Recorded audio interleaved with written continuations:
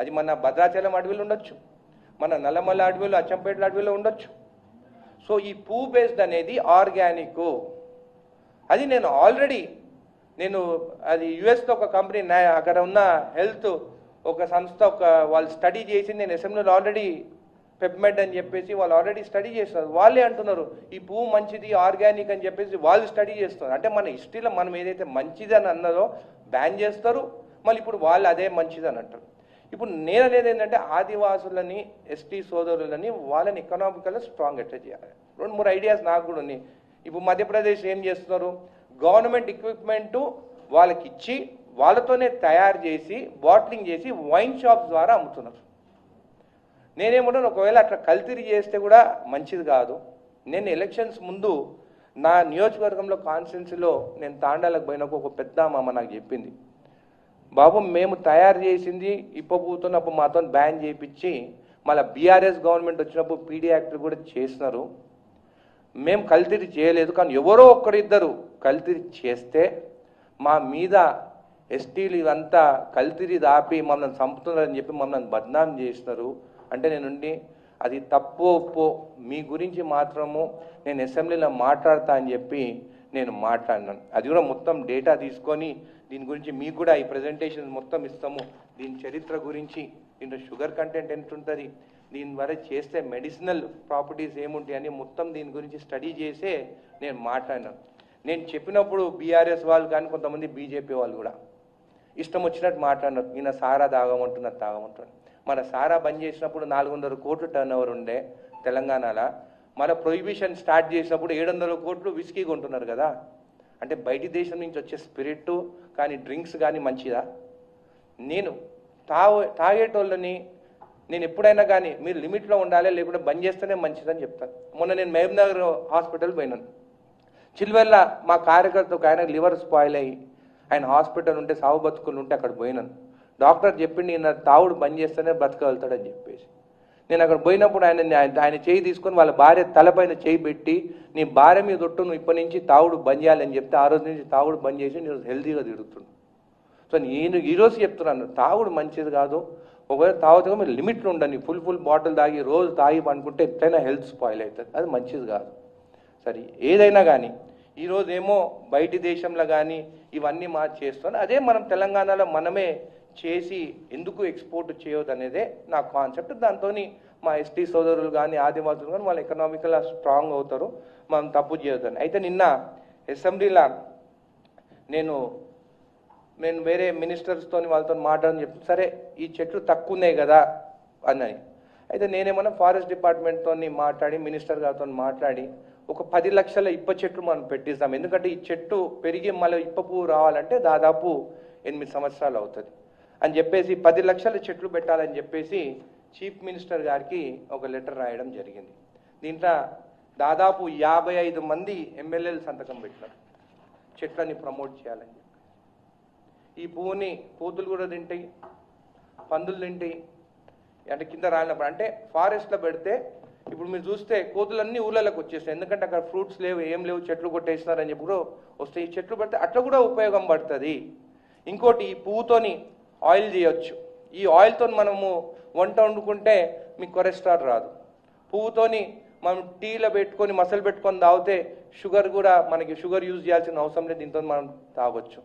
Soaps చేయొచ్చు దీంతో. జొన్న రొట్టెలు అని చెప్పి నేను అక్కడ పోయినాను, భద్రాచలం పోయినాను మొన్న శ్రీరామనవమికి. నేను పోతుంటే లైన్ ఉండే వాళ్ళు అందరూ అడుస్తున్నారు, అగో ఆయనని అనిరుద్ధ్ రెడ్డి మా గురించి మాట్లాడిండు, నిజం మాట్లాడిండు, నిజంగా ఈ చెట్టు అంటే మాకు దేవునితో సమానం, మేము పూజిస్తాం, మాకు ఎవ్రీ ఇయర్ 4 months అని పువ్వు వస్తుంది. పువ్వు 70 రూపాయలు కేజీ లాగా వాళ్ళు అమ్ముకోవచ్చు, 30 రూపాయల నుంచి 70 రూపాయలు. ఇది ఒక నేను అనేది రాలిపోయిన పువ్వు నుంచి వాళ్ళలాగా చెట్లు కొట్టేసి చెట్లను ఎక్స్పోర్ట్ చేసి దొంగతనం పంపేమని చెప్పి నేను మాట్లాడతలేను. ఆంధ్రాలో చేసేటట్టు మీకు అందరు తెలుసు, గంధం చెట్లు అంతా ఎంత దొంగతనంగా చేస్తుంది, ఎట్లా చేస్తుంది, ఎంతమందిని ఫైరింగ్ అయింది అక్కడ అనేది అందరికి తెలుసు. నేను ఓన్లీ రాలిపోయే పువ్వు గురించి మాట్లాడుతున్నాను. కాబట్టి ఈ 55 మంది ఎమ్మెల్యేలు సంతకం పెట్టిన దాంట్లో సిపిఐ ఎమ్మెల్యే గారు ఉన్నారు, 6 మంది బీజేపీ ఎమ్మెల్యేలు కూడా సంతకం పెట్టినారు. నార్త్ తెలంగాణలో ఎక్కువ ఇప్ప చెట్లు ఉంటాయి. మహేష్ రెడ్డి గారు పెట్టినారు, సంతకం పెట్టినారు. బలరాం నాయక్ ఎంపీ గారు పెట్టినారు, ఎమ్మెల్సీలు పెట్టినారు, శంకర్ నాయక్ పెట్టినారు, అందరూ సపోర్ట్ చేస్తాం. ఈ 10 లక్షల చెట్లు పెడితే నిజంగా ఫ్యూచర్లో next 10 years down the line ఆ చెట్లు పువ్వుతోని మనం పువ్వు కూడా ఎక్స్పోర్ట్ చేయొచ్చు. ఇప్పుడు లండన్లో, ఫ్రాన్స్లో మన పువ్వు ఇంపోర్ట్ చేసుకొని వాళ్ళు బాటిలింగ్ చేస్తున్నారు. పువ్వు ఎక్స్పోర్ట్ చేయొచ్చు. పువ్వుతోని మోడీ గారు చెప్పినారు మన్ కీ బాత్లో మౌవా లడ్డు తినాలే ఎనర్జీ బూస్టర్ అని. ఈరోజు 1000 రూపాయలు పెట్టి పిల్లలు ప్రైమ్ అని చెప్పేసి ఇంపోర్టెడ్ ఆ ఎనర్జీ డ్రింక్స్ అని చెప్పేసి కెమికల్స్ యాడ్ చేసి అట్లాంటి డ్రింక్స్ తాగుతున్నారు. సో మన కల్చర్ మనం మర్చిపోవద్దు. ఇట్లాంటి మౌవా లడ్డు కూడా ప్రమోట్ చేస్తే మరి నేను మాట్లాడిన తర్వాత మా చర్చలో ఆన్లైన్లో తెప్పించుకున్నారు మౌవా లడ్డు, నాకు కూడా తీసుకొచ్చి ఇచ్చాను. నేను కూడా తిన్నాను, టేస్ట్ చేసినాను, బాగుంది. ఎనర్జీ బూస్టర్, ఎనర్జీ ఉంటుంది. అందరినీ బాదాము ఇవన్నీ తినేటట్టు ఈ లడ్డు కూడా తింటే మంచిది, అల్సర్స్ రావు అని చెప్పి దాన్ని ప్రమోట్ చేస్తే మన ఆదివాసులు కానీ ఎస్టీలకి వాళ్ళకి ఎకనామికల్గా గ్రో అవుతారు. వాళ్ళ కోసం చెట్లు కూడా ఫారెస్ట్ ఏరియాలో కూడా ఈ చెట్లు పెట్టాలని చెప్పేసి సీఎం గారికి, అదేవిధంగా ఎన్వైరన్మెంటల్ మినిస్టర్ మన కొండా సురేఖ గారికి కూడా ఈ 2 లెటర్లు రాయడం జరిగింది. నేను బీఆర్ఎస్ వాళ్ళని కూడా అడుగుతున్నాను, రిక్వెస్ట్ చేస్తున్నాను, ఆదివాసులకు మీరు ఏమాత్రం సపోర్ట్ చేయాలనుకుంటే మీరు కూడా లెటర్ రాయండి చెట్లు పెట్టమని చెప్పేసి.